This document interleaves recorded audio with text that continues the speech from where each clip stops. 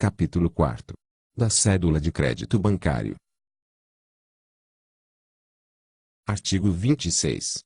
A cédula de crédito bancário é título de crédito emitido, por pessoa física ou jurídica, em favor de instituição financeira ou de entidade a esta equiparada, representando promessa de pagamento em dinheiro, decorrente de operação de crédito, de qualquer modalidade. Parágrafo 1º. A instituição credora deve integrar o sistema financeiro nacional, sendo admitida a emissão da cédula de crédito bancário em favor de instituição domiciliada no exterior, desde que a obrigação esteja sujeita exclusivamente à lei e ao foro brasileiros. Parágrafo 2º. A cédula de crédito bancário em favor de instituição domiciliada no exterior poderá ser emitida em moeda estrangeira. Artigo 27. A cédula de crédito bancário poderá ser emitida, com ou sem garantia, real ou fidejussória, cedularmente constituída. Parágrafo único.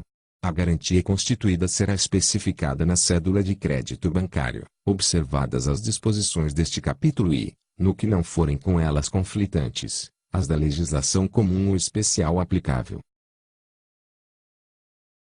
Artigo 28. A cédula de crédito bancário é título executivo extrajudicial e representa a dívida em dinheiro, certa, líquida e exigível, seja pela soma nela indicada, seja pelo saldo devedor demonstrado em planilha de cálculo, ou nos extratos da conta corrente, elaborados conforme previsto no parágrafo 2º. Parágrafo 1º. Na cédula de crédito bancário poderão ser pactuados: Inciso 1º. Os juros sobre a dívida, capitalizados ou não, os critérios de sua incidência e, se for o caso, a periodicidade de sua capitalização, bem como as despesas e os demais encargos decorrentes da obrigação. Inciso 2º. Os critérios de atualização monetária ou de variação cambial como permitido em lei. Inciso 3º. Os casos de ocorrência de mora e de incidência das multas e penalidades contratuais, bem como as hipóteses de vencimento antecipado da dívida. Inciso 4º. Os critérios de apuração e de ressarcimento, pelo emitente ou por terceiro garantidor, das despesas de cobrança da dívida e dos honorários advocatícios, judiciais ou extrajudiciais, sendo que os honorários advocatícios extrajudiciais não poderão superar o limite de 10% do valor total devido. Inciso 5º. Quando for o caso, a modalidade de garantia da dívida, sua extensão e as hipóteses de substituição de tal garantia. Inciso 6º. As obrigações a serem cumpridas pelo credor. Inciso 7º. A obrigação do credor de emitir extratos da conta corrente ou planilhas de cálculo da dívida, ou de seu saldo devedor, de acordo com os critérios estabelecidos na própria cédula de crédito bancário, observado o disposto no parágrafo 2º, é. Inciso 8º. Outras condições de concessão do crédito, suas garantias ou liquidação, obrigações adicionais do emitente ou do terceiro garantidor da obrigação, desde que não contrariem as disposições desta lei. Parágrafo 2º. Sempre que necessário, a apuração do valor exato da obrigação, ou de seu saldo devedor, representado pela cédula de crédito bancário, será feita pelo credor, por meio de planilha de cálculo e, quando for o caso, de extrato emitido pela instituição financeira, em favor da qual a cédula de crédito bancário foi originalmente emitida. Documentos esses que integrarão a cédula, observado que: Inciso 1º. Os cálculos realizados deverão evidenciar de modo claro, preciso e de fácil entendimento e compreensão, o valor principal da dívida, seus encargos e despesas contratuais devidos, a parcela de juros e os critérios de sua incidência, a parcela de atualização monetária ou cambial, a parcela correspondente a multas e demais penalidades contratuais, as despesas de cobrança e de honorários advocatícios devidos até a data do cálculo e, por fim, o valor total da dívida, é. Inciso 2º. A cédula de crédito bancário representativa de dívida oriunda de contrato de abertura de crédito bancário em conta corrente será emitida pelo valor total do crédito posto à disposição do emitente, competindo ao credor, nos termos deste parágrafo, discriminar nos extratos da conta corrente ou nas planilhas de cálculo, que serão anexados à cédula, as parcelas utilizadas do crédito aberto, os aumentos do limite do crédito inicialmente concedido, as eventuais amortizações da dívida e a incidência dos encargos nos vários períodos de utilização do crédito aberto. Parágrafo 3º. O credor que, em ação judicial, cobrar o valor do crédito exequendo em desacordo com o expresso na cédula de crédito bancário, fica obrigado a pagar ao devedor o dobro do cobrado ou maior, que poderá ser compensado na própria ação, sem prejuízo da responsabilidade por perdas e danos. Artigo 29. A cédula de crédito bancário deve conter os seguintes requisitos essenciais. Inciso 1º. A denominação cédula de crédito bancário. Inciso 2º. A promessa do emitente de pagar a dívida em dinheiro, certa, líquida e exigível no seu vencimento ou, no caso de dívida oriunda de contrato de abertura de crédito bancário, a promessa do emitente de pagar a dívida em dinheiro, certa, líquida e exigível, correspondente ao crédito utilizado.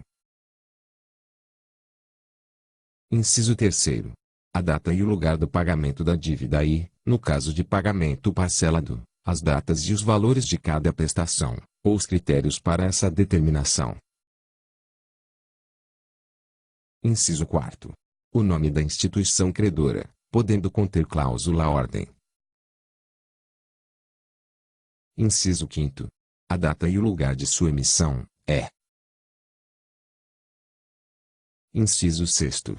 A assinatura do emitente e, se for o caso, do terceiro garantidor da obrigação, ou de seus respectivos mandatários. Parágrafo 1º.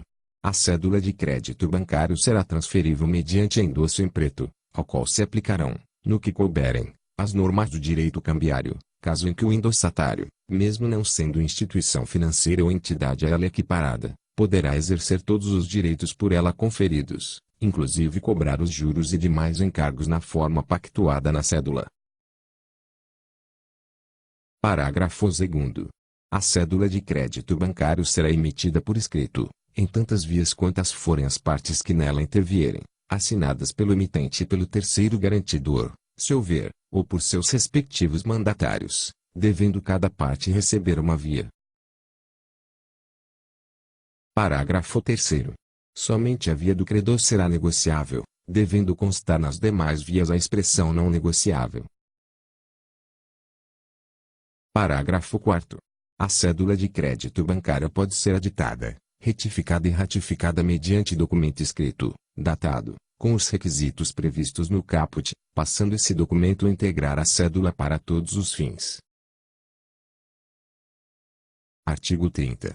A constituição de garantia da obrigação representada pela cédula de crédito bancário é disciplinada por esta lei, sendo aplicáveis as disposições da legislação comum ou especial que não forem com ela conflitantes. Artigo 31.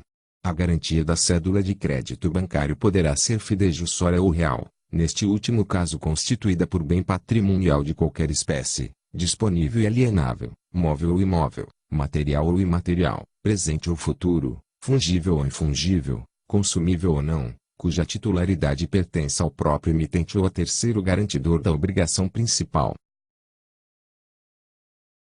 Artigo 32.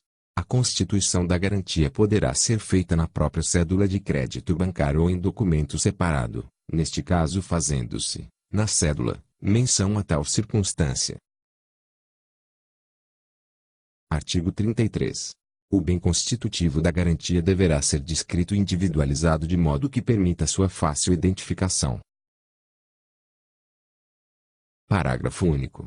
A descrição e individualização do bem constitutivo da garantia poderá ser substituída pela remissão a documento ou certidão expedida por entidade competente, que integrará a cédula de crédito bancário para todos os fins.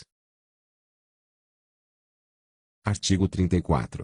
A garantia da obrigação abrangerá, além do bem principal constitutivo da garantia, todos os seus acessórios, benfeitorias de qualquer espécie, valorizações a qualquer título, frutos e qualquer bem vinculado ao bem principal por acessão física, intelectual, industrial ou natural. Parágrafo 1º.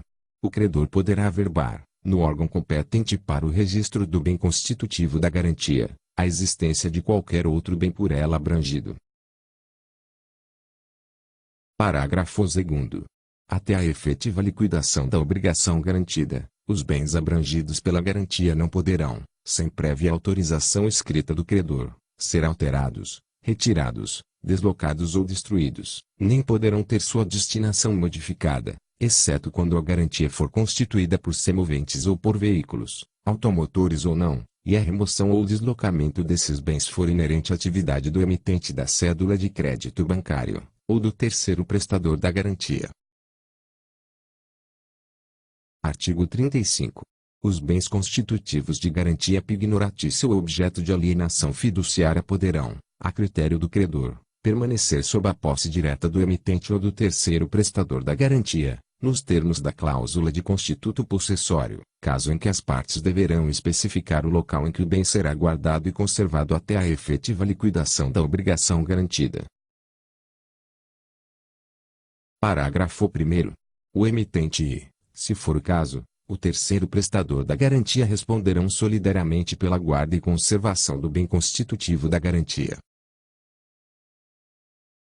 Parágrafo 2º.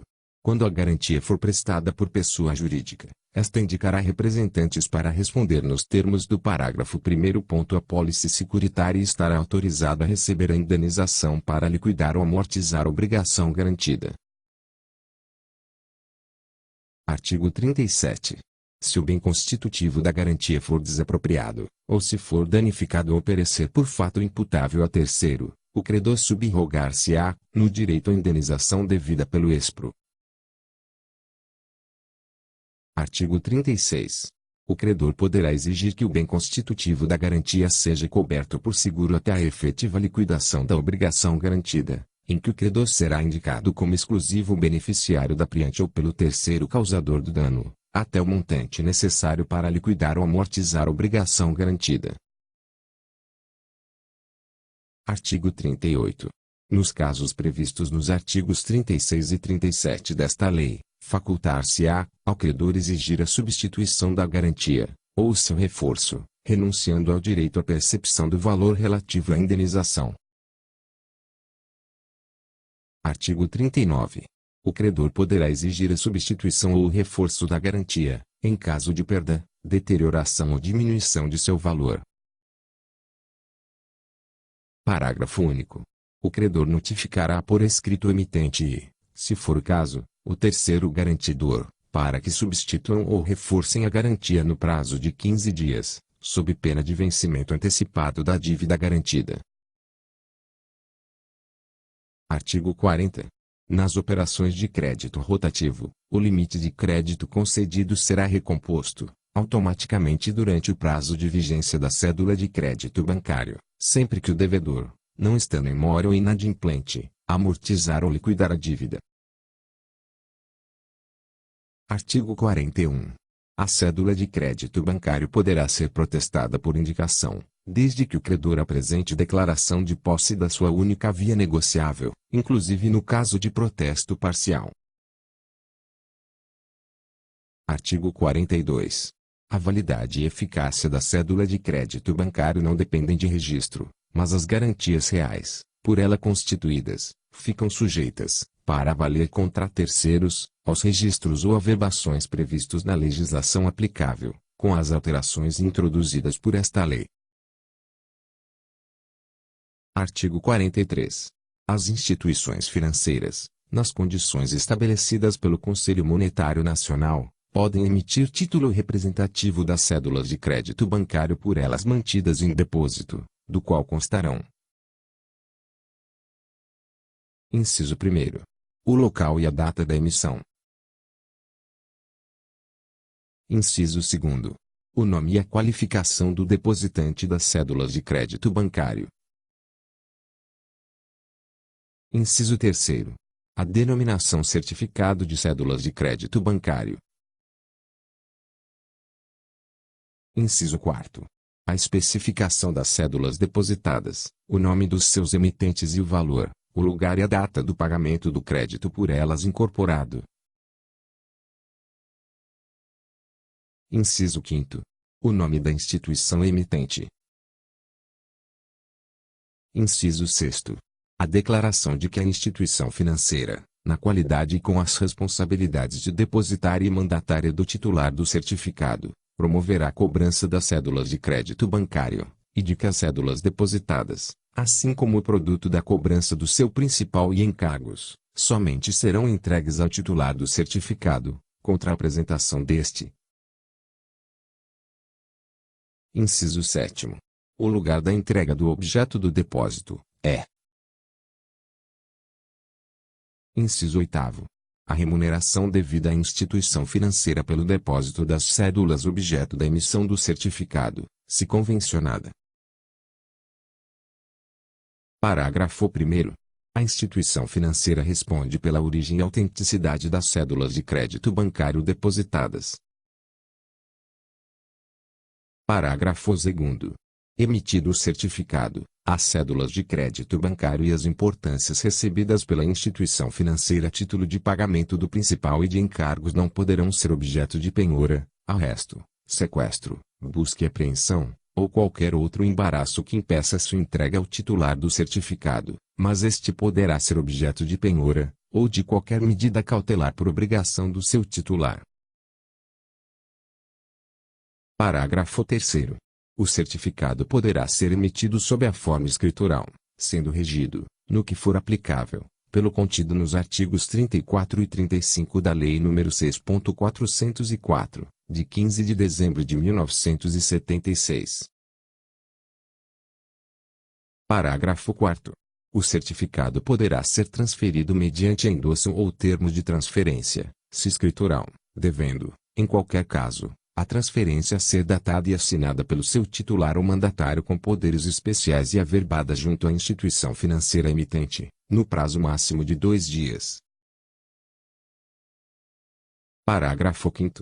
As despesas e os encargos decorrentes da transferência e averbação do certificado serão suportados pelo endossatário ou cessionário, salvo convenção em contrário. Artigo 44. Aplica-se às cédulas de crédito bancário, no que não contrariar o disposto nesta lei, a legislação cambial, dispensado o protesto para garantir o direito de cobrança contra endossantes, seus avalistas e terceiros garantidores. Artigo 45.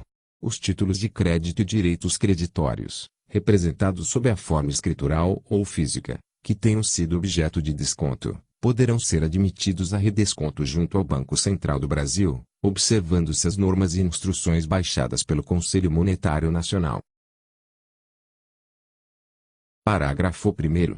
Os títulos de crédito e os direitos creditórios de que trata o caput considerar-se-ão transferidos, para fins de redesconto, à propriedade do Banco Central do Brasil, desde que inscritos em termo de tradição eletrônico constante do Sistema de Informações do Banco Central.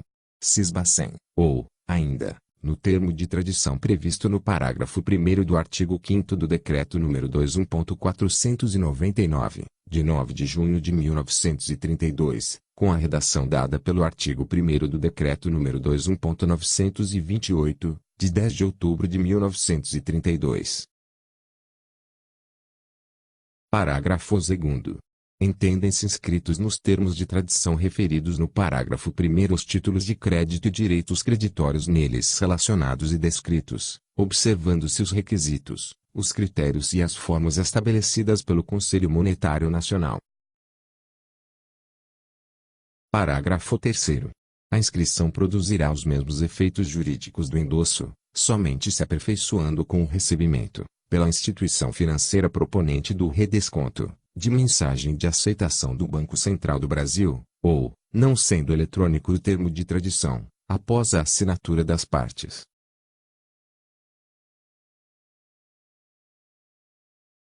Parágrafo 4º. Os títulos de crédito e documentos representativos de direitos creditórios, inscritos nos termos de tradição, poderão, a critério do Banco Central do Brasil, permanecer na posse direta da instituição financeira beneficiária do redesconto, que os guardará e conservará em depósito, devendo proceder, como comissária del credere, a sua cobrança judicial ou extrajudicial.